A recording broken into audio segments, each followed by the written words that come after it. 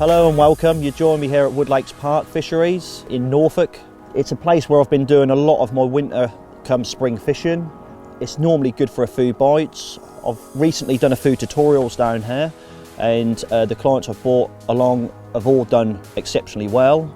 My last session, I believe I had 15 bites and banked 15, with the biggest going of just over £30. So today we're going to be snag fishing. Predominantly in here it is snag fishing because it's tree lined with fallen in trees from over the years. The wind's blowing them into the water, and generally as a rule of thumb, during the winter period and the spring, you find the fish sort of congregate in them areas. It's a little bit warmer and they're out of the way of the danger, etc. The lake is about 10-12 acres, somewhere around that. I don't know exactly, with 300-400 fish in there maybe. I don't know exactly again, but that's just an estimate. A good size average, I would say, an average of about 20 to 22 pound. Mainly commons, however there are mirrors in here. Most of the time you can come down on a day session, get a few bites. So as I said, it's predominantly snag fishing, and I want to show you guys how I go about targeting them safely.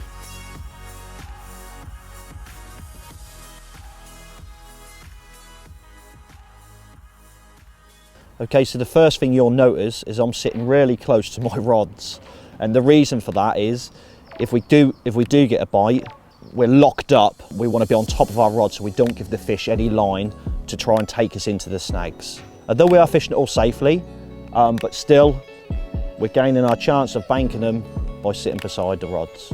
So the next thing you'll notice is my rods are facing directly at where I'm fishing. Now there is a reason for that. Because they're facing directly at the snags of where I'm fishing, the fish cannot take any line at all. If I were to have my rods on an angle at 90 degrees, obviously you'd have the play of your rod tip going round, which would probably be too much line for them to take you into the snag. So by manoeuvring your rods, facing them directly at where you're fishing to the snags, there's direct contact directly to your bobbin and your alarm. As well as having my rods facing where I'm fishing, I've also tightened the drags up as tight as they could possibly go to stop any line pulling out upon the take.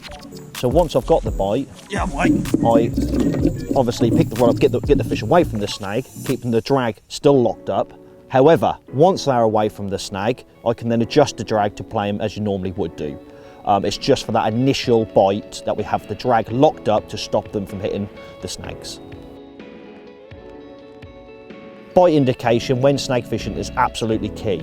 You need to know that exact moment that fish picks up the rig, which now leads me on to the bobbins that I'm actually using. I like to use the titanium quiver arms. So as you'll notice, I'm fishing my quiver arms really tight, and the reason for this is so I do not give them fish any rope to hang themselves. There's no point of looking carp and having slack lines or semi-slack lines out there at all. It's all about having them as tight as you could possibly get it to indicate as soon as that fish picks up at that end that we're notified at this end. So just as important as the springer arms, your bite alarms also need to be extra responsive, and when it comes to alarms, sensitivity needs to be on maximum. This ensures that any movement at that end is indicating straight away at this end. And as you can see here, as soon as that bobbin is moved backwards or forwards, that indicates straight away. So that's bite indication looked at. The next thing is I'm going to show you how I cast up to the snag safely. So the first cast is a little bit trial and error. We're going to try and cast it as close as we can to the snag, but land it short so we can gauge how much line we need to pull off to put into the clip. So if that lead landed 3 foot off, obviously what I would then do is then pull 2.5 to 3 foot of line off, put it back into the clip, give it another recast, and see where we land from there. That means inch by inch we're getting closer to the snags without the fear of overcasting and losing our end tackle. So now we're going to bring that rod in and wrap it around the stick so we've got that distance for future reference. So now we've got that all wrapped up and we know the wraps for future reference, we can now attach the rig and get that out there safely.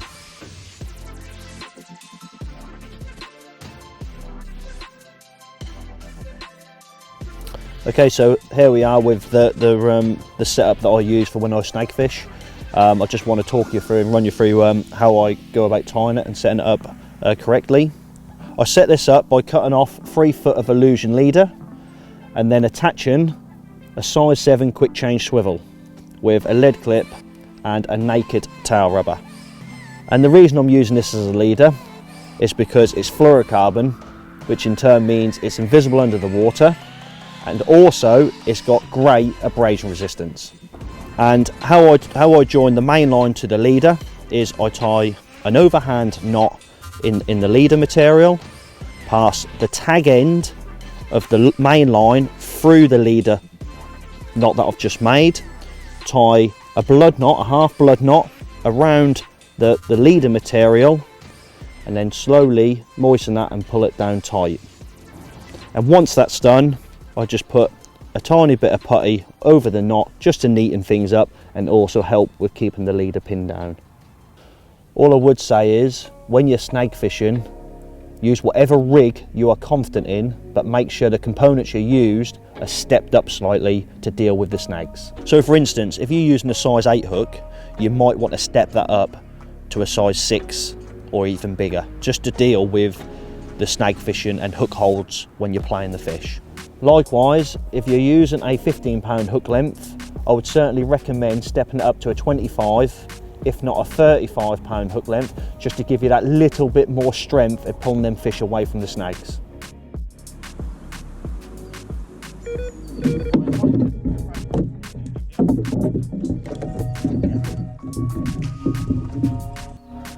Yep, we're in to a bream. Not exactly what we wanted, but we've caught a bream.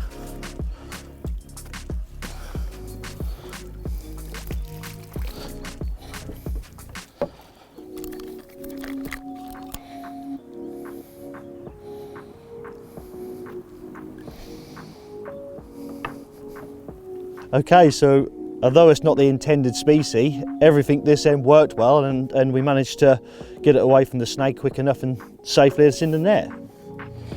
That's a big bream. Okay, so moving on to my hardware and what I've opted to go for. As you can see, we're fishing on a staging at the minute.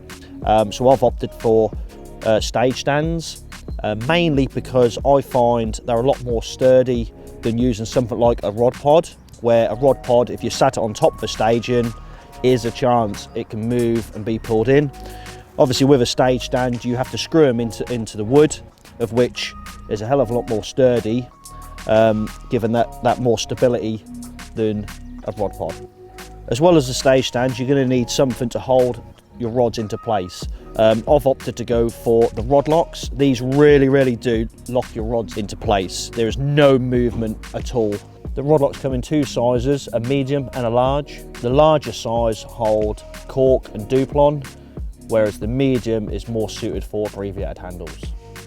Moving on to the rods, I've got the Horizon X5s here in 12 foot 3 1/4. I've opted to go for these rods because they're strong and it gives me the strength to be able to pull the fish away from the snags and stop them from going in there in any danger. Ideally, you want a rod at least 3 pound and above to be able to snag fish effectively. Otherwise, you're really going to struggle to be able to get that fish away from the snags. Couple that with a nice strong main line. Here I've opted for the 23-pound Exocet. Really good abrasion resistance, it casts really well, and it's always served me well. Okay, so that's a brief look at the tackle that I'm using today. As you can see, I am overgunned, but I prefer to be overgunned than undergunned, just so I know I can get them fish in safely. So just a little tip on bait application when snag fishing. Obviously, as we've spoke about, the fish are already there, so there's no need to overbait. A couple of spots to start with will be more than enough, and then if you get a bite, another 1 or 2 spots over the top. Obviously, by putting too many spots in, you're decreasing your chances of actually getting that bite. So 1 or 2 spots is enough just to get that bite. So the bait I normally opt for this time of year is more liquid based, although I do introduce boilie, but if I do, generally it's crumbed up into finer particles. All I really want there is a lot of scent and attraction, and my hook bait sitting there waiting for the carp to come along. That's a little tip on bait application. Just remember, once you've put a load of bait in, you can't take it back out. So start with a little, you can always put more in.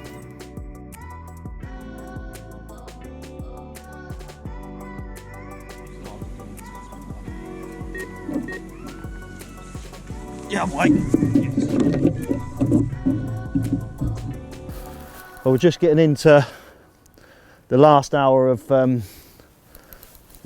session, and the right-hand rod's gone. Thankfully. So I'm going to concentrate on getting this one in, and hopefully show you it on the bank.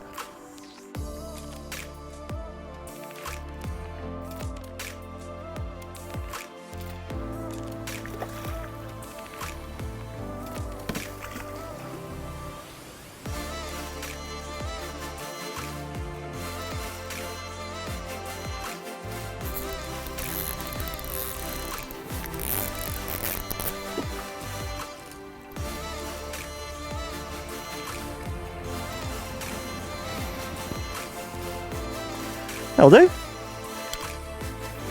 One in the net.